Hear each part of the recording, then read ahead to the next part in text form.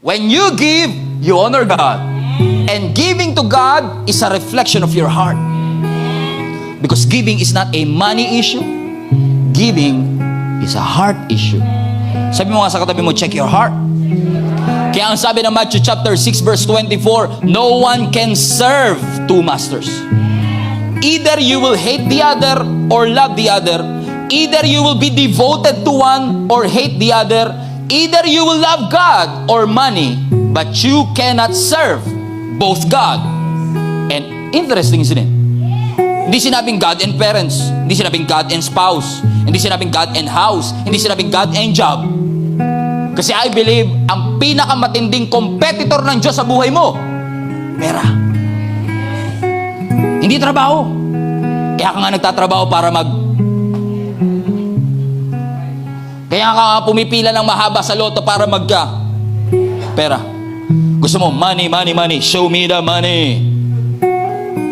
Kaya ang game show, pag may pera, ay pinipilahan. Ang game show na prayer lang ang premyo, walang pumipila dyan. Right? But we want, show me the money, show me the money. Kaya tingnan mo mga Pilipino, lukong-luko sa loto. Taya sa loto. Pag umabot na naman ng 100 milyon, pila tayo dyan.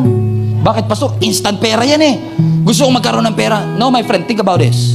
Pinupursu mo ang pera, either you will chase money or God. But you cannot chase both. Think about it. Think about it, ha? Kaya ka tumataya sa loto kasi gusto mo yung 100 million. Pero ano mo yung 100 million? Papel lang yun eh. Ang gusto mo talaga yung mabibili ng papel na yun. Ano mabibili ng papel? Kotse. Ano mabibili ng papel? Bahay. Ano mabibili ng papel? Yung magandang kama. Pero ano mo yung kama pag namatay ka? Hindi naman talaga kama habol mo. Yung comfort na mabibigay ng kama. Yung protection na mabibigay ng bahay. Yun talaga gusto mo, hindi talaga loto, hindi talaga pera. Ang gusto mo, comfort. Ang gusto mo, peace. Ba't di ka nalang dumiretso sa Diyos, humingi ka ng peace, libre pa? Ba't di ka nalang humingi ng comfort sa Panginoon, libre pa? Kaysa pipila-pila tayo doon. Money is not wrong. Earning money is not wrong. But remember this, having cash is not building wealth. Let that sink in for a while. Having cash is not building wealth. Hindi porke maraming pera, mayaman. Abundance is subjective. Maraming pera, pero mahirap.